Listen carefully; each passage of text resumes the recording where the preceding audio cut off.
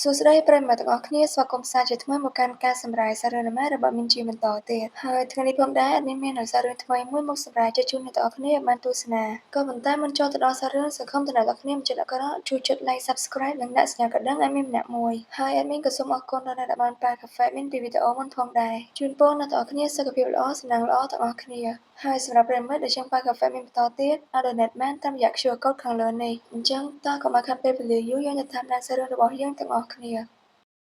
នៅឯទីក្រុងមួយមាននារីម្នាក់មានឈ្មោះថារ៉េដោយនាងគឺជាបុគ្គលិកធ្វើការនៅអាជីវកម្មតូចមួយកន្លែងហើយនៅពេលដែលនាងទំនេរពីការងារនាងតែងតែលេងហ្គេមដែលនាងចូលចិត្តនិងលេងដាច់យប់ជារៀងរាល់ថ្ងៃនៅពេលដែលនាងធ្វើការហត់ហើយមិនព្រមសម្រាកបែបនេះយូរទៅគឺធ្វើឲ្យរាងកាយរបស់នាងមិនអាចទ្រាំទ្របានឡើយអញ្ចឹងហើយនាងក៏បានស្លាប់បាត់បង់ជីវិតអំឡុងពេលដែលនាងកំពុងតែលេងហ្គេមក៏ប៉ុន្តែស្របពេលនឹងដែរកុំព្យូទ័ររបស់នាងគឺដូចជា error អញ្ចឹងអភូតហេតុមួយក៏ធ្វើឲ្យនាងឆ្លងចូលទៅកាន់ពិភពហ្គេមនោះទៅនៅពេលដែលរ៉េបើកភ្នែកមកនាងក៏បានឃើញតួអង្គក្នុងហ្គេមនោះកំពុងតែស្ដីឲ្យនាងផងដែរដែលនារីម្នាក់នោះមានឈ្មោះថា Claire នាងគឺជាកូនអភិជនហើយក៏ជាតួអង្គអាក្រក់នៅក្នុងហ្គេមនេះផងដែរនៅពេលដែលរ៉េក៏លេចជុំវិញខ្លួននាងវាគឺដូចជាទិដ្ឋភាពនៅក្នុងហ្គេមនោះខ្លាំងណាស់ដោយចង់ប្រកាសចិត្តពីរឿងនេះនាងក៏សួរទៅកញ្ញា Claire តើចាំឈ្មោះរបស់នាងដែរឬអត់ក៏ប៉ុន្តែកញ្ញា Claire ឮហើយនាងគិតថារ៉េចង់ចំអកឲ្យមកកាន់ខ្លួនហើយក៏ប្រាប់ទៅថានាងមានឈ្មោះថារ៉េឮហើយគឺនាងដឹងតែម្ដងថាឈ្មោះនេះគឺជាតួឯកនៅក្នុងហ្គេមមួយនេះដែលធ្វើឲ្យនាងសប្បាយចិត្តខ្លាំងមែនទែនហើយសាលាដែលនាងកំពុងតែរៀននេះគឺសម្បូរកូនអភិជនជាច្រើនចំណែកឯរ៉េវិញនាងមិនមែនជាកូនអភិជនអីនោះទេដោយនាងគឺមកពីគ្រួសារសាមញ្ញតែប៉ុណ្ណោះហើយនាងមករៀនសាលានេះបានក៏ដោយសារតែនាងជាសិស្សអាហារូបករណ៍នឹងឯងបន្ទាប់មករ៉េនាងក៏សារភាពស្រឡាញ់ទៅកាន់កញ្ញា Claire តែម្ដងដោយសារតែជីវិតមុនហ្នឹងនាងគឺចូលចិត្តតួអង្គកញ្ញា Claire ហ្នឹងដែលធ្វើឲ្យ Claire ឮហើយគឺនាងភ្ញាក់ផ្អើលជាខ្លាំងហើយនាងក៏និយាយថាវាគឺជារឿងដ៏អាក្រក់មួយដើម្បីធ្វើឲ្យនាងពេញចិត្តនោះហើយនាងគឺមិនដែលតែស្និទ្ធស្នាលជាមួយនឹងមនុស្សសាមញ្ញនោះទេក៏ប៉ុន្តែរ៉េឮហើយនាងគិតថាវាគួរឲ្យស្រឡាញ់ខ្លាំងណាស់ដែលធ្វើឲ្យកញ្ញា Claire នឹងគឺគៀងជាខ្លាំងហើយមកធ្វើមកក៏គួរស្រឡាញ់មែនតាបន្ទាប់មករ៉េនឹងក៏សួរថាតើកញ្ញា Claire នឹងស្អប់នាងមែនកញ្ញា Claire ក៏តបវិញថាគឺត្រូវហើយដោយសារតែនាងគឺជាតួអង្គអាក្រក់នៅក្នុងហ្គេមមួយហ្នឹងនឹងតាមធ្វើបាបរ៉េខ្លាំងមែនតើនៅពេលដែលរ៉េនឹងលើកញ្ញា Claire និយាយថាស្អប់ខ្លួនអញ្ចឹងគឺធ្វើឲ្យនាងសប្បាយចិត្តខ្លាំងមែនតើនឹងឲ្យកញ្ញា Claire បន្តធ្វើបាបនាងទៀតមកនាងគឺត្រៀមខ្លួនរួចរាល់ហើយដែលធ្វើឲ្យកញ្ញា Claire ឮហើយគឺនាងគាំងខ្លាំងមែនតើសុកតែចង់ឲ្យគេធ្វើបាបខ្លួនទៅវិញប្រហែលជារ៉េនឹងចង់ផ្លាស់ប្ដូរសាច់រឿងនៅក្នុងហ្គេមនោះទៅដឹងបន្ទាប់ពីចេញលេងហ្នឹងរ៉េនាងក៏បានដើរជាមួយនឹងមិត្តភក្តិរបស់នាងម្នាក់ក៏ប៉ុន្តែខណៈពេលហ្នឹងកញ្ញា Claire ក៏រុនរ៉េឲ្យដួលផងដែរហើយក៏សើចយ៉ាងសប្បាយនិងនិយាយឌឺដងនឹងថារ៉េជាមនុស្សឈ្គួរទៀតផងរួចនាងក៏ចង់ដើរចាក់ចេញទៅក៏ប៉ុន្តែរ៉េនាងក៏ហៅកញ្ញា Claire ឲ្យឈប់សិនដែលកញ្ញា Claire នាងស្មានថារ៉េនាងចង់សុំទោសខ្លួនក៏ប៉ុន្តែមានណារ៉េនាងសប្បាយចិត្តខ្លាំងមែនតើនិងនិយាយថាវាអស្ចារ្យខ្លាំងណាស់និងគិតថាកញ្ញា Claire នាងសុខចិត្តដូចខ្ញុំដោយដៃនាងផ្ទាល់ដូច្នេះហើយនាងគឺមិនស្អប់ខ្ពើមមនុស្សឈួតដូចជាខ្ញុំនោះទេនិយាយទៅគឺធ្វើបាបប៉ុណ្្នឹងឯងនៅគិតល្អពីគេទៀតហើយកញ្ញា Claire កាន់តែធ្វើបាបនាងកាន់តែស្រឡាញ់ខ្លាំងឡើងដែលធ្វើឲ្យកញ្ញា Claire នឹងនាងគាំងខ្លាំងមែនតើនៅស្អែកបន្ទាប់កញ្ញា Claire នាងក៏បានជាន់ជើងទៅកាន់រ៉េហើយក៏សើចឌឺដងនាងទៀតផងដែរក៏ប៉ុន្តែវាគឺមិនធ្វើឲ្យរ៉េខឹងនោះទេនិងថែមទាំងសប្បាយចិត្តនឹងរឿងនេះទៀតផងក្រោយមកនៅថ្នាក់រៀនរ៉េនាងក៏បាត់សៀវភៅរបស់នាងដោយវាមិនដឹងទៅណានោះទេចំណែកឯកញ្ញា Claire ឃើញអញ្ចឹងនាងក៏និយាយមើលងាយទៅកាន់រ៉េថាមនុស្សសាមញ្ញក្រដល់ម្លឹងសូម្បីតែសៀវភៅមួយក្បាលក៏មិនមានលទ្ធភាពទិញផងដែរក៏ប៉ុន្តែខ្លួនឯងជាអ្នកយកសៀវភៅគេលាក់សោះហ្នឹងណាចំណែកឯរ៉េនាងក៏ធ្វើពុតជាពិបាកចិត្តអីចឹងទៅដែលកញ្ញា Claire ឃើញអញ្ចឹងគឺនាងសើចសប្បាយខ្លាំងមែនទែនក៏ប៉ុន្តែរ៉េនាងក៏ងាកមកនិយាយវិញថាកញ្ញា Claire យកសៀវភៅខ្ញុំលាក់អញ្ចឹងក៏ដោយសារតែចង់អង្គុយជិតខ្ញុំមែនដែរអត់រួចក៏ចាប់កញ្ញា Claire មើលសៀវភៅមួយពីរនាក់តែម្ដងក្រោយពីរ៉េទៅដល់បន្ទប់គេងរបស់នាងហើយនោះមិត្តរបស់នាងម្នាក់ដែលមានឈ្មោះថាមីសាគឺឆ្ងល់នឹងនាងខ្លាំងមែនទែនថានាងកំពុងតែគិតអ្វីទើបតែរៀនឆ្នាំដំបូងរ៉េគឺធ្វើអ្វីចម្លែកខ្លាំងណាស់ដោយពួកគេទើបតែចូលរៀននៅសាកលវិទ្យាល័យឆ្នាំទី1នោះទេនិងបន្តទៀតថាកញ្ញា Claire គឺមិនចាប់អារម្មណ៍ទៅលើរ៉េនោះទេអញ្ចឹងហើយកុំខំប្រឹងពេកអីក៏ប៉ុន្តែរ៉េនេះនឹងធ្វើឲ្យកញ្ញា Claire ចាប់អារម្មណ៍មកលើនាងឲ្យទាល់តែបានទោះជាយ៉ាងណា វិសានេះក៏ពុំមានរ៉េផងដែរថាគ្រួសាររបស់កញ្ញាឃ្លាគឺមានអំណាចខ្លាំងណាស់ហើយជាពិសេសនោះគឺជាផ្នែកមួយនៃនគរបាវទៀតផងអញ្ចឹងហើយគ្មានអ្វីដែលកញ្ញាឃ្លាមិនអាចធ្វើបាននោះទេបើសិនបើនាងចង់ហើយជាក់ស្ដែងទៅមីសាក៏ជាកូនអភិជនម្នាក់ផងដែរគ្រាន់តែគ្រួសាររបស់នាងគឺបានខ្សែធនបាត់ទៅហើយបន្ទាប់មករ៉េនាងក៏និយាយថាកញ្ញាឃ្លាមើលពីសម្បកក្រៅគឺដូចជាមនុស្សអាក្រក់អញ្ចឹងក៏ប៉ុន្តែខាងក្នុងវិញនាងគឺគួរឲ្យស្រឡាញ់ខ្លាំងណាស់ក្រឡេកមកមើលកញ្ញាឃ្លាវិញមិត្តរបស់នាងក៏ប្រាប់ថាចាំនាងជាអ្នកធ្វើបាបមនុស្សសាមញ្ញនោះវិញគឺពួកគេសំដៅទៅលើរ៉េយើងនឹងឯងក៏ប៉ុន្តែកញ្ញាឃ្លាក៏តបវិញថាដាច់ខាតនាងនឹងធ្វើបាបរ៉េដោយដៃរបស់នាងផ្ទាល់តែម្ដងនៅស្អែកបន្ទាប់កញ្ញាឃ្លាំងក៏ចង់ដើរមកនិយាយចំអកឲ្យទៅកាន់រ៉េផងដែរថារ៉េគឺអត់មានដៃគូអញ្ចឹងក៏ដោយសារតែនាងជាមនុស្សសាមញ្ញនឹងឯងក៏ប៉ុន្តែស្របពេលហ្នឹងរ៉េនាងក៏បានលើកដៃប្រាប់លោកគ្រូថាកញ្ញាឃ្លាំងគឺចង់ចូលរួមធ្វើជាដៃគូរបស់នាងដែលធ្វើឲ្យកញ្ញាឃ្លាំងក៏បានប្រកែកថានាងគឺមិនចង់ធ្វើនោះទ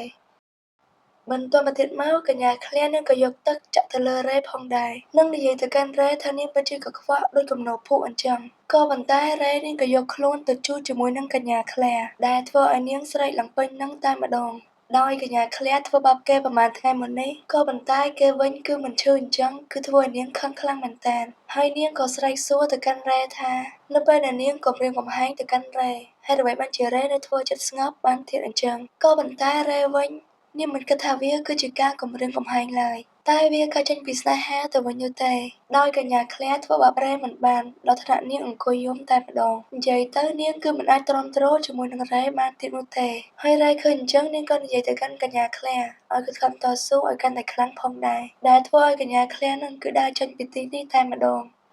នៅព្រឹកស្អែកបន្ទាប់ខណៈពេលដែលរ៉េនិងមីសាកំពុងតែធ្វើដំណើរទៅឯសាលារៀនរ៉េនាងក៏បានប្រទះឃើញកញ្ញាឃ្លាដើរមកផងដែរហើយនៅពេលដែលរ៉េចង់រត់ទៅរកកញ្ញាឃ្លាក៏ត្រូវបានមិត្តភក្តិរបស់កញ្ញាឃ្លាហាមឃាត់នាងក៏ប៉ុន្តែរ៉េនាងគឺមិនចង់និយាយជាមួយនឹងពួកគេឡើយបន្ទាប់មករ៉េនាងក៏បានដើរចូលរាក់ទាក់ទៅកាន់កញ្ញាឃ្លាក៏ប៉ុន្តែកញ្ញាឃ្លាគឺមិនមានពាក្យអ្វីនិយាយជាមួយនឹងរ៉េនោះទេរ៉េឆ្លើយថាក៏ប៉ុន្តែនាងនៅតែនិយាយជាមួយនឹងខ្ញុំដដែលនឹងនិយាយថាខ្ញុំពិតជាស្រឡាញ់នាងខ្លាំងណាស់ដែលធ្វើឲ្យកញ្ញាឃ្លាគឺអស់ទ្រាំជាមួយនឹងរ៉េទៀតហើយនឹងស្រែកខ្លាំងៗថាវាគឺគ្រប់គ្រាន់ហើយដែលនាងនិយាយពាក្យនេះនោះហើយឈប់លេងសើចចំអកមកកាន់ខ្ញុំទៀតទៅលើសពីនេះទៀតកញ្ញាឃ្លាថែមទាំងដេញរ៉េឲ្យចាកចេញពីសាលានេះទៀតផងក៏ប៉ុន្តែស្របពេលនឹងដែរក៏មាននរណាម្នាក់ចូលមកអន្តរាគមន៍ផងដែរនៅពេលដែលរ៉េបានឃើញហើយគឺធ្វើឲ្យនាងទៅតែនឹកឃើញថាមានតួអង្គសំខាន់3នាក់ទៀតនៅក្នុងហ្គេមដោយគាត់គឺជាព្រះអង្គម្ចាស់ច្បងនៃនគរបាវដែលមានឈ្មោះថារ៉ូតហើយព្រះអង្គម្ចាស់ទី2វិញមានឈ្មោះថាសានដោយគាត់គឺជាមនុស្សដែលមិនសូវចូលចិត្តនិយាយច្រើនប៉ុន្មាននោះទេនិងព្រះអង្គម្ចាស់ទី3មានឈ្មោះថាយូ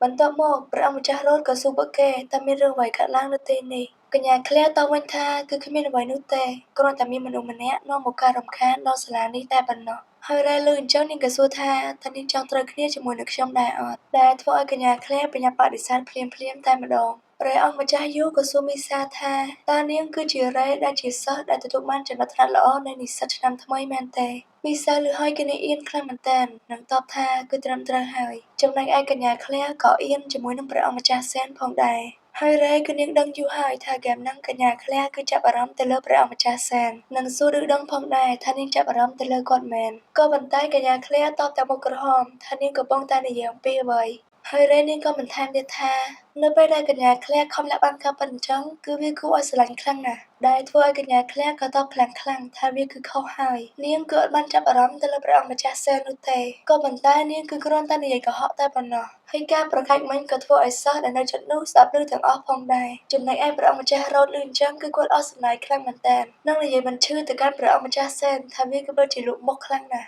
ហើយព្រះអង្គម្ចាស់សែនគឺគាត់មិនខ្វល់នោះទេក៏បានដើរចាក់ចេញបាត់ទៅចំណែកឯកញ្ញាឃ្លាវិញគឺនាងខឹងជាមួយនឹងរ៉េខ្លាំងមែនតើហើយរ៉េនាងក៏ណែនាំឲ្យកញ្ញាឃ្លាទៅសុំទោសព្រះអង្គម្ចាស់សែនទៅរីឯកញ្ញាឃ្លានិយាយថាវាគឺមិនមែនជារឿងរបស់នាងនោះទេហើយនាងក៏បដិញ្ញាចិត្តថានឹងធ្វើបាបរ៉េរហូតដល់នាងស្រក់ទឹកភ្នែកតែម្ដងនឹងឲ្យរ៉េត្រៀមខ្លួនឲ្យហើយទៅនាងនឹងមិនចោះចាញ់ជាដាច់ខាតហើយរ៉េឃើញអញ្ចឹងគឺនាងធ្លាក់ក្នុងអន្លង់ស្នេហ៍តែម្ដងបន្ទាប់មកទៀតមកកញ្ញាឃ្លានឹងក៏អង្គុយរោគនឹកថានឹងធ្វើបាបរ៉េយ៉ាងណាទៅនាងគឺចង់យកតុតានេះទៅចាក់រ៉េក៏ប៉ុន្តែវាក្តៅខ្លាំងពេកដែលធ្វើឲ្យមិត្តរបស់នាងគឺហួសចិត្តតែម្ដងមិត្តរបស់នាងចង់ឲ្យកញ្ញាឃ្លាឈប់ខ្វល់ពីមនុស្សសាមញ្ញនោះទៅដោយកញ្ញាឃ្លាកាន់តែធ្វើបាបនាងហាក់បីដូចជាកាន់តែចូលចិត្តវាបន្ថែមទៀតអញ្ចឹងដូច្នេះហើយវាមើលទៅគួរឲ្យខ្លាចខ្លាំងណាស់ ក៏ប៉ុន្តែកញ្ញាខ្លះក៏បានបដិសេធថានាងគឺមិនឈប់ឡើយបន្ទាប់មកមិត្តរបស់នាងក៏យកសៀវភៅមកមើលមេរៀនដោយស្អែកហ្នឹងគ្រូមានការប្រឡងហើយនៅពេលហ្នឹងកញ្ញាឃ្លាក៏នឹកឃើញថានឹងត្រូវធ្វើអ្វីហើយបន្ទាប់មកកញ្ញាឃ្លាក៏ដើរទៅរករ៉េដើម្បីចង់បបួលនាងភ្នាល់ថានរណាប្រឡងបានពិន្ទុល្អជាងនៅថ្ងៃស្អែកនេះប្រសិនបើកញ្ញាឃ្លាឈ្នះនោះរ៉េនឹងត្រូវចាកចេញពីសាលាមួយនេះហើយរ៉េនាងក៏ទទួលយកក្នុងការភ្នាល់មួយនេះផងដែរដូច្នេះហើយប្រសិនបើរ៉េនាងឈ្នះវិញនោះនាងចង់សុំរឿងមួយពីកញ្ញាឃ្លាដូចគ្នាហើយកញ្ញាឃ្លាក៏យល់ព្រមនឹងឲ្យមីសាធ្វើជាសាក្សីក្នុងការប្រកួតរវាងពួកគេទាំងពីរនេះដែរ